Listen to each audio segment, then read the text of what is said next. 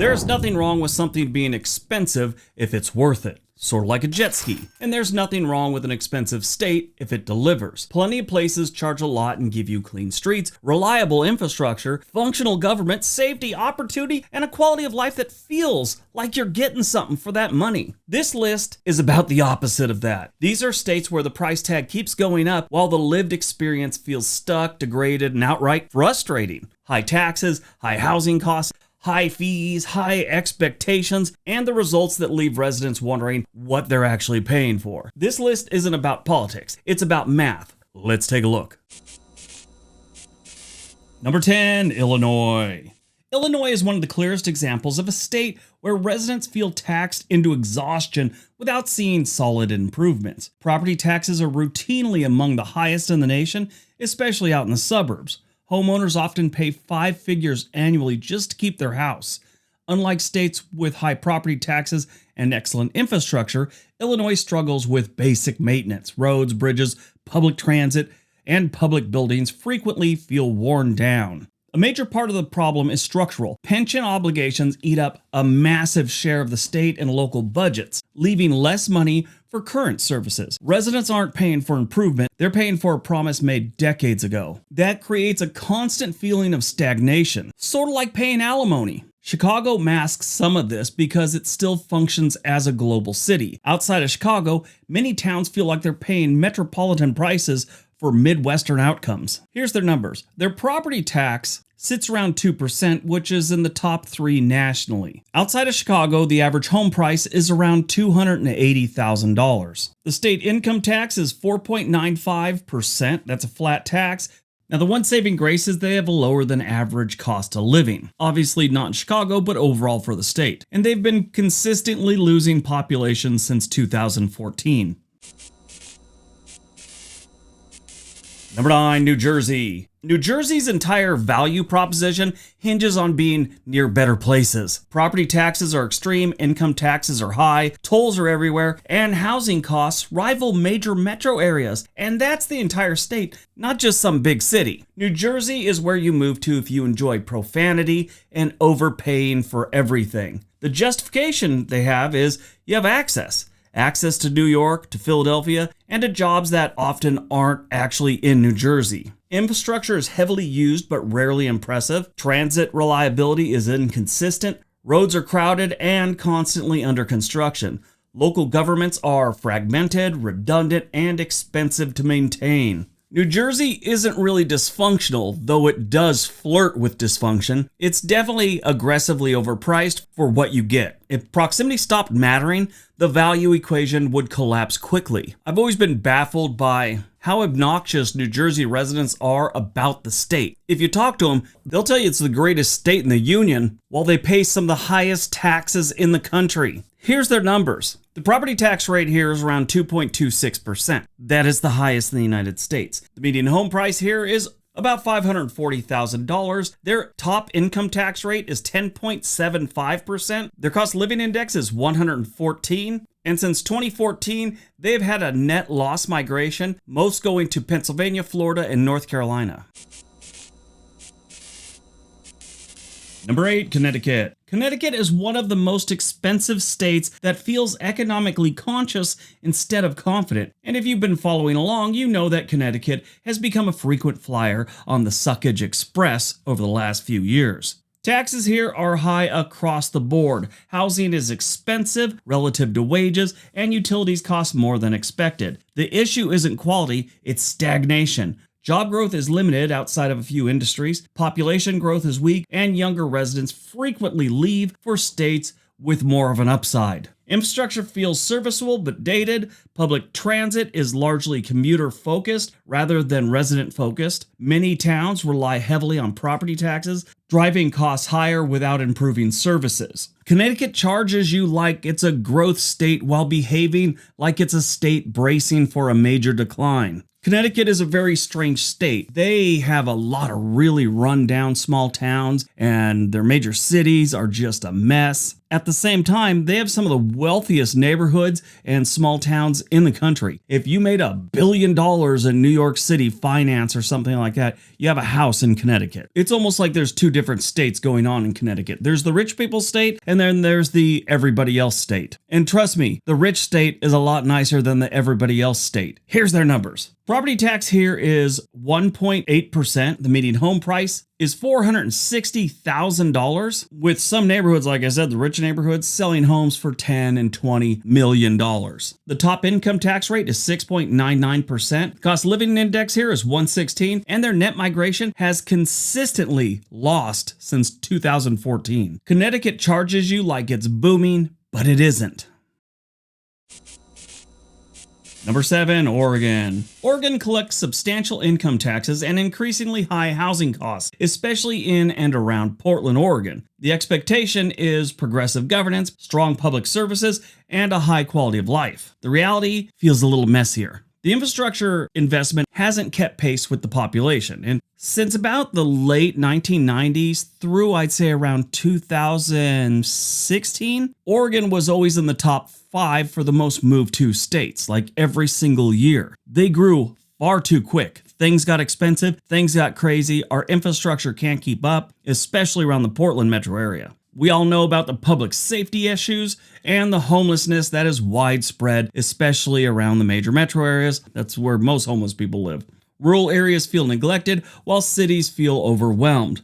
Residents aren't angry about paying taxes, they're angry about not seeing improvement to match the rhetoric and the cost, which is a major problem, again, especially in the Portland metro area. We have a special homeless tax that's supposed to help get people off the street or battle homelessness. We haven't seen any results, really. I'm sure there are some, and they've made beds for people and they've fed some people, but the kind of taxes we're paying, you'd expect something to be done to make it far better than it's gotten now. Compared to what it was in 2022 and 2023, Portland, especially, has gotten way better, but we are a long way away from solving the homeless issue here. Here's the state's numbers. The income tax rate here is around 9.9%. The median home value is $490,000. The cost of living index, like Connecticut, is 116. Homelessness rate is always in the top 5 nationally. Their net migration recently turned negative. Like I said, back around 2017, maybe 2018, the bottom fell out. Oregon charges like a top-tier state while still acting like it's working on things. Number 6, Washington State. Washington advertises itself as tax-friendly, but that framing ignores the full picture. Yes, there's no state income tax, but residents make up for it through high sales taxes, steep property taxes, especially in growing areas, and a growing list of fees that quietly fill the gap. Housing costs, especially around Seattle and its spillover metros, have risen far faster than wages for anyone not in tech. Tech's a different story. Everyone else is suffering, especially in the Seattle metro area. Then you gotta add in some of the most expensive utilities, toll roads, and some of the highest childcare and transportation costs in the country. And Washington starts to feel less like a tax haven and more like a shell game. You may not write a check to the state every April, but you absolutely feel it every month. Here's their numbers. Their state income tax, like I said, is 0. Their sales tax is about 10.1%. The median home price is about $610,000. Their cost of living index is 117, and their net migration is flattening rapidly.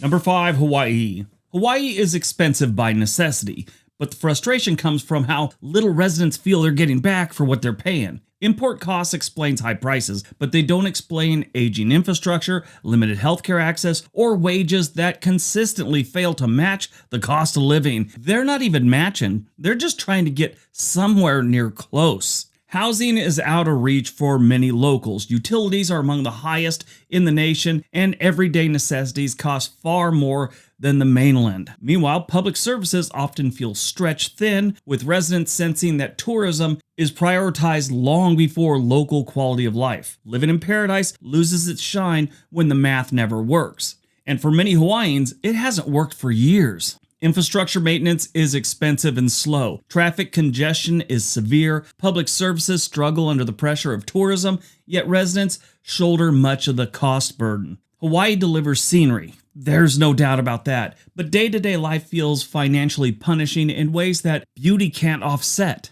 Obviously, Hawaii is a very expensive place, but you'd hope it would only be terribly expensive in the touristy areas, because that's a business. But it just doesn't make sense for like 80% of the local residents. And when I say local residents, I'm talking about people that have been there with their families for generations, not some high-end retirees that decided to move there 2 years ago.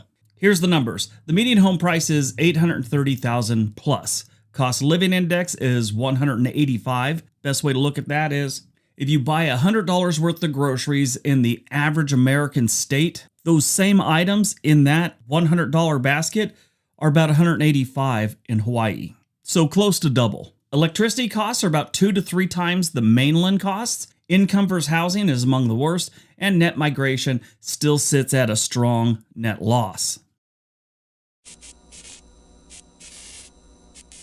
Number 4, Massachusetts. Massachusetts actually delivers in some areas, education, healthcare, and research, but the cost to access those benefits is outright insulting. Housing prices in Greater Boston are so high, they should only be discussed in hushed tones like a scary story. The interest rates climbed higher and higher until finally they realized the house wasn't theirs at all. It belonged to the bank.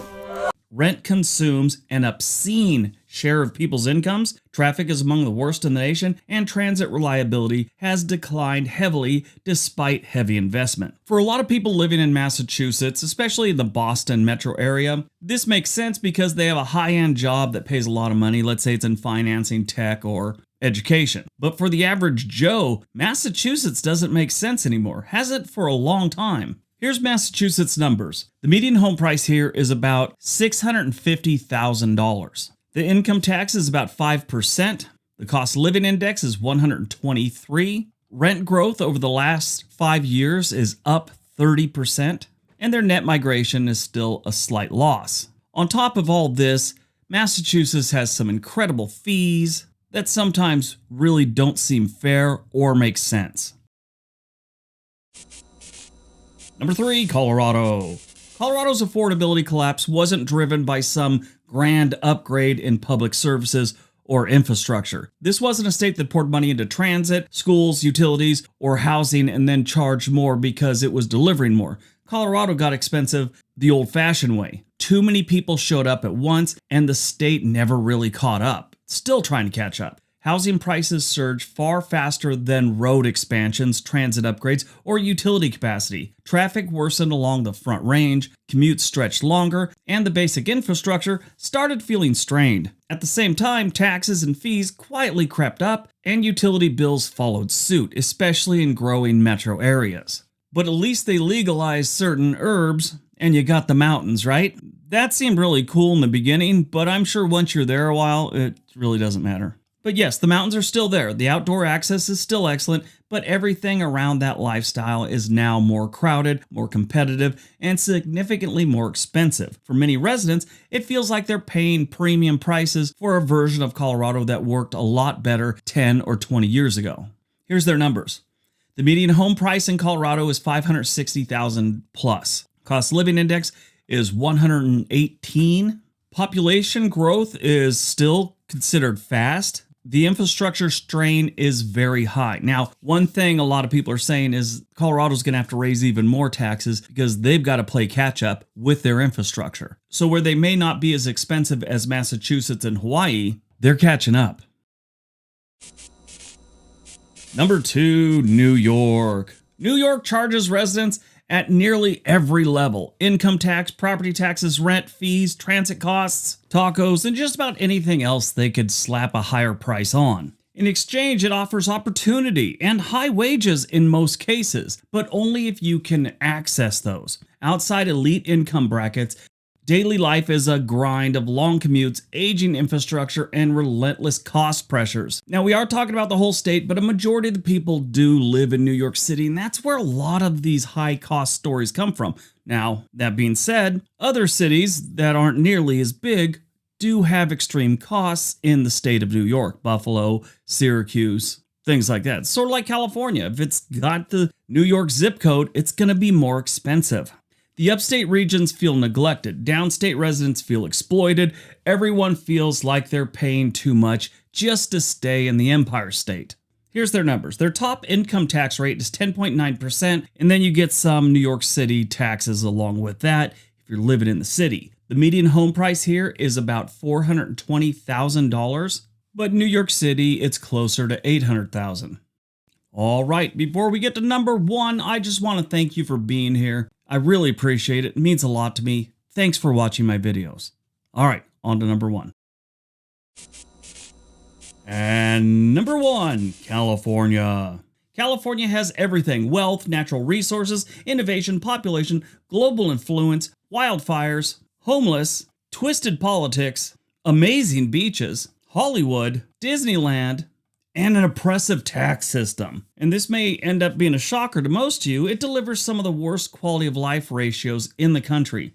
Housing is astronomical, taxes are high, gas prices are brutal, utilities are unreliable, infrastructure struggles, homelessness is everywhere, insurance costs are rising, fire and water risks add constant anxiety. Californians don't question why it's expensive. They question why it's expensive and still broken.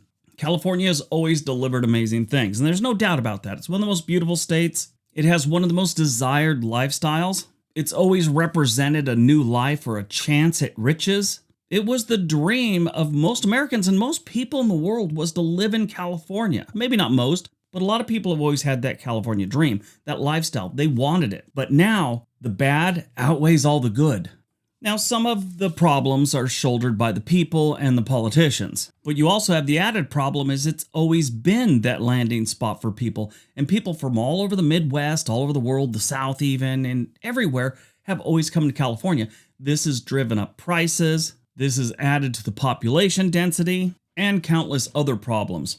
You gotta remember, California has almost 40 million residents. If they had never let people move in from other states, like during the gold rush, the Great Depression, the war effort, many of the recessions this country has had, California's population is estimated to have been somewhere around 15 million residents. That was from a study in 2017. That's just through the basic birth versus death numbers. Obviously, that's not realistic, but that kind of puts in perspective where the state would be if people from the Midwest and the South and other countries didn't come to California. Now, I bring that up because a lot of people always say Californians should just stay in California and not bring their problems elsewhere. Well, they didn't create all these problems. If they would have done that and told those people from the South and the Midwest during the Great Depression to stay there and starve, California wouldn't have half the problems they have right now. But that's not what we do as Americans. That's what ignorant Americans do that don't know history. It's not really what they do, it's what they think. That's how they think it should happen because they don't know the history. They don't understand that we're all in this together. Here's California's numbers. The median home price is $760,000. In some areas, it is well over $1 million. The top income tax rate is 13.3%. The gas prices are the highest in the nation. Their cost of living index is 142, and they are breaking even right now when it comes to migration. About the same amount of people are leaving as coming in. Now, everyone wants to bring up their losing population. For 2 years during the pandemic, they did lose population. Now, that's not a big deal because they didn't lose that much. It was like 1.5% in a year. For a state as big as they are, it's really not that much. But since it was like one of the first times it had happened since the 1930s, it was a big deal. But we live in a pendulum type world. So as people flee California, other places will start to have problems. And then the pendulum will go back the other way in a decade or two, and everyone's going to be heading back to California. Not just Californians, people from Indiana, people from the South, people from Wisconsin, people from New York.